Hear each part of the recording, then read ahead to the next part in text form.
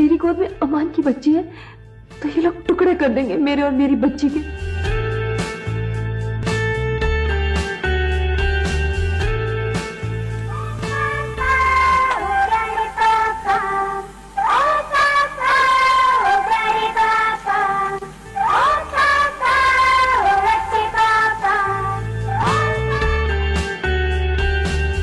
याद रखिए, बच्चे मासूम होते हैं, वो कभी झूठ नहीं बोलते।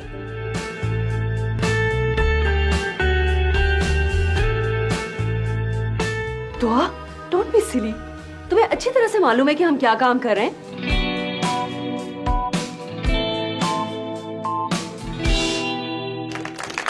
Welcome to the show Laila Khan.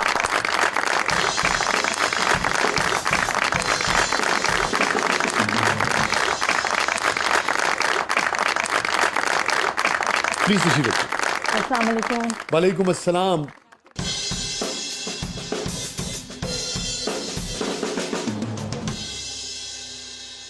बहुत बहुत शुक्रिया, आपने वक्त निकाला, आप तशरीफ लाएं। और आपका भी बहुत शुक्रिया कि आपने मुझे बुलाया। नहीं, थैंक यू सो मच। मैं अभी बता रहा था नाज़रीन को जहाँ से मैंने ओपन किया कि मैं वाकई में बहुत खुश था। मेरे ख्याल में शायद ही मैं उसके बाद इस नौइयत की एक्साइटमेंट मुझे हुई हो। काम रूटीन भी बन जाता है आपके लिए, और वो रोल इसलिए भी अहम था कि एक ऐसी खातून जो कि जवानी में बेवा हो जाती हैं और फिर किस तरीके से वो एक नए सफ़र का आगाज़ करती हैं, वो मेरे लिए बड़ा अहम रोल था। मुझे याद है जो बात में उस वक्त कहना चाहता था। बड़ा ही खूबसूरत ड्रामा था और मुझे बड़ी खुशी है कि आज हम फिर मिल रहे हैं इतने अरसे के बाद। और मुझे वो सारा वक्त याद आ रहा है। वो वक्त जब मुझे आहन के लिए कॉल आई और मुझे तारिक मेराज साहब ने बुलाया, खालिद हफीज़ साहब का ऑफिस था, और वहाँ मैं गई। वहाँ पे एक यंग सा लड़का, तो फिर मैंने उनसे पूछा कि इसका राइटर कौन है। तो उन्होंने कहा यही तो है। मैं तो शौक में चली गई कि इतना यंग लड़का और उसने ऐसा ज़बरदस्त ड्रामा लिख लिया। माशाल्लाह, it was a beautiful play. और मुझे वो काम करके इतना मज़ा आया कि मैं आज तक हर जगह कोट करती हूँ उस ड्रामे को, क्योंकि उसमें मुझे ऐसे ऐसे एक्सपीरियंसेस हुए जो शायद ज़िंदगी में कभी ना होते हैं। उसमें याद होगा तुम्हें वसी कि उसमें मैं डॉक्टर का कैरेक्टर क्योंकि था, तो उसमें मैं सर्जन भी थी, उसमें मैं टीचर भी थी। तो बड़ा मज़े का एक्सपीरियंस है कि उसमें मुझे कहा गया कि आप जो असिस्ट करेंगी सर्जरी। मैं तो घबरा गई, मैंने कहा मैं और सर्जरी। तो उन्होंने कहा नहीं, हमने परमिशन ले ली है और आप जाके उनको वो करें। तो उनका सी सेक्शन था जी, और मैंने बाकायदा सब कुछ किया, कट भी लगाया, स्टिचेस भी लगाए, सब कुछ किया। और फिर वो बेबी हुई थी उनकी, वो मेरे हाथ में आई वो बेबी। तो इतनी ज़बरदस्त फीलिंग थी कि मैं बता नहीं सकती। उस वक्त मैं अपने आप को वाकई डॉक्टर ही फील कर रही थी। और फिर जो वो था कि पढ़ाना था आर्मी मेडिकल कॉलेज में, तो वहाँ पे पूरी क्लास भरी हुई और मैं परेशान। पहले मैं समझ के गई कि कोई अपने ही होंगे, कोई जूनियर आर्टिस्ट वगैरह वहाँ बैठे होंगे। वहाँ जब गई तो वो पूरे यूनिफॉर्म्ड सारे फाइनल ईयर के स्टूडेंट्स थे। मैं तो वहाँ जाके परेशान ही हो गई कि मैं इनको क्या पढ़ाऊँगी। तो वो मैं डरते डरते गई। मैंने कहा पता नहीं कितना मेरा मजाक उड़ेगा, मगर इतना कोऑपरेट किया उन्होंने स्टूडेंट्स ने, और वो इतना मज़े का एक्सपीरियंस हुआ कि आज मैं वाकई में पढ़ाना भी शुरू हो गई यूनिवर्सिटी में। Very good. अरे वाह, वेरी गुड। और उस वक्त वो जो उसका जो ट्रैक था ना कि एक नौजवान खातून अगर किसी वजह से बेवा हो जाती हैं, दुनिया से चला जाता है उनका हस्बैंड, बिल्कुल, तो उसको अपनी ज़िंदगी के फैसले करने चाहिए, आगे बढ़ना सकती है, बिल्कुल। और माशरे को उसको इनकरेज करना चाहिए। कबूल करना तो छोड़ दीजिए, हाँ, क्योंकि इस्लाम ने इजाज़त दी है ना, हमारे मजहब ने इजाज़त दी है। मुझे याद है उसके ऊपर बड़ी तवील बहसें बहुत, मुझे याद है बहुत बहसें हुई थी एंड पे, और इवेंचुअली मान गए। और लोग बड़े खुश होते हैं हैप्पी एंडिंग से।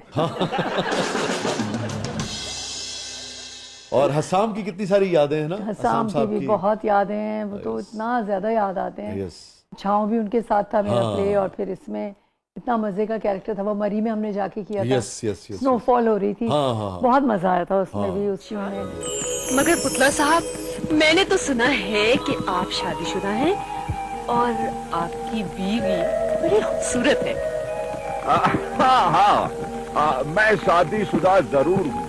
बहुत यादगार सीन था वो। और फिर जो उसका टाइटल सॉन्ग था, क्या खूबसूरत वो गाना था कि अभी तक वो कानों में गूंजता बच्चों के है। साथ जो वो था, बच्चों के ओ साथ पापा मेरे वाला। ओ पापा प्यारे पापा।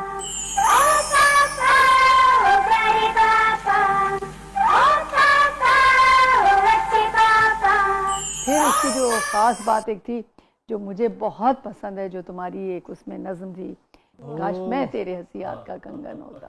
क्या बात। ब्यूटीफुल, आज मैं सुनूंगी। मैं ज़रूर आपकी खिदमत में पेश करूंगा, मगर अभी तो हम आपसे बहुत कुछ सुनना चाह रहे हैं ना। जरूर। तो अब चूंकि 35 बरस हो गए आपको तकरीबन हाँ, काम करते। नहीं 40। चल मैंने तो खुद एहतियातन कम किया था, मैंने कहा भाई ये ना हो नहीं गया। यार, मैं बड़ी प्राउडली एक्सेप्ट करती हूँ ये चीज़। हाँ ठीक है, अल्हम्दुलिल्लाह। बहुत तवील अरसा है, 40 साल तक।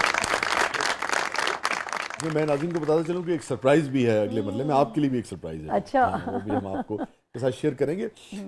आप वर्किंग वुमन रही और आप उस ज़माने से लैला काम कर रही हैं जो ज़माने में जो आज मुआशरे की राय है टेलीविज़न के अदाकारों के बारे में, ख़वातीन अदाकारों के बारे में, उस ज़माने में राय बिल्कुल नहीं होती थी। आज भी मुख्तलिफ़ तरह की राय पाई जाती है।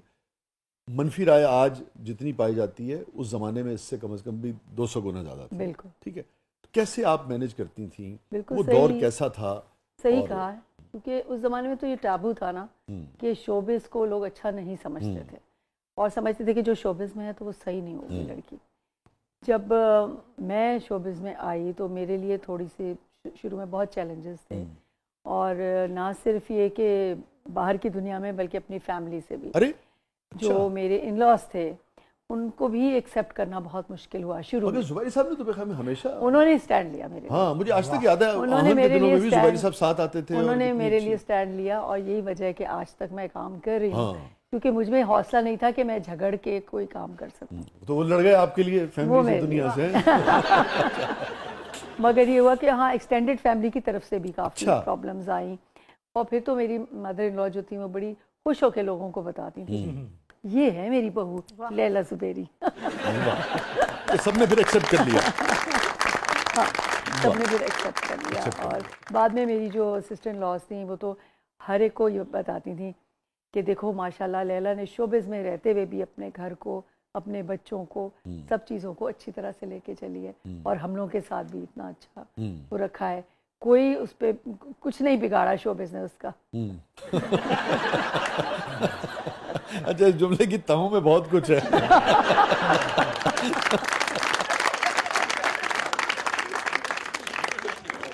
हमने तारिक साहब को बहुत खुश, आप दोनों को जिसे कहते हैं लवी डवी देखा, बहुत एहतराम के साथ, बहुत मोहब्बत के साथ, और फिर करियर को भी मैनेज करना, उसमें भी कोई किसी किस्म का डिप नहीं आया। हर अच्छी जगह अच्छी परफॉर्मेंस, जो अच्छे प्रोडक्शन हाउसेस थे उनके साथ आपने काम किया, और फिर बच्चियां आपकी बहुत, आपने उन्हें अच्छा पढ़ाया लिखाया, ग्रूम किया।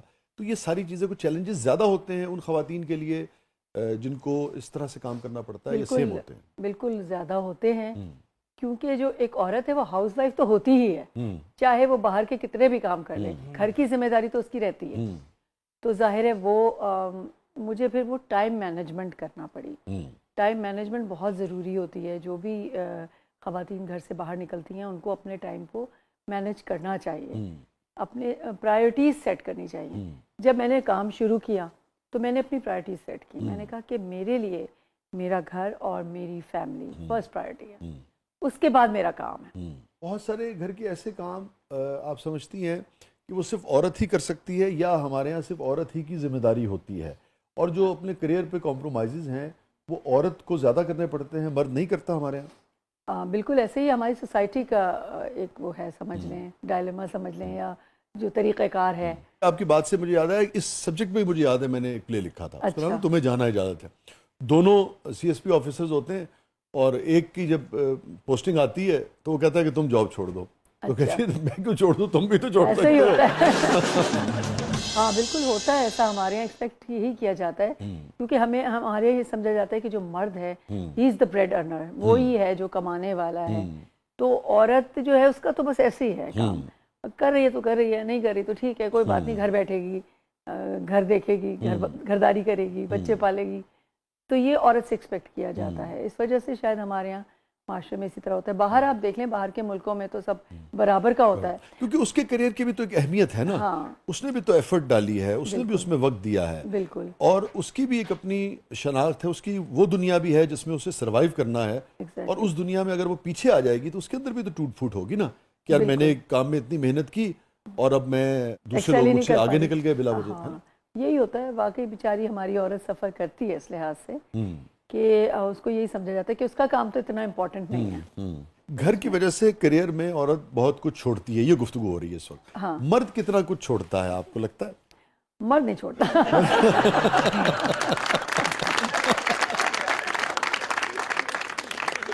मर्द का तो वही क्या करें, हमारा ऑफिस है, हमें तो जाना है, कोई बात नहीं, तुम देख रही हो ना, तुम हो ना घर पे। हाँ हाँ। तो वैसे जुबैर साहब कामों में बाकी भी हाथ बटाते हैं हर तरीके का?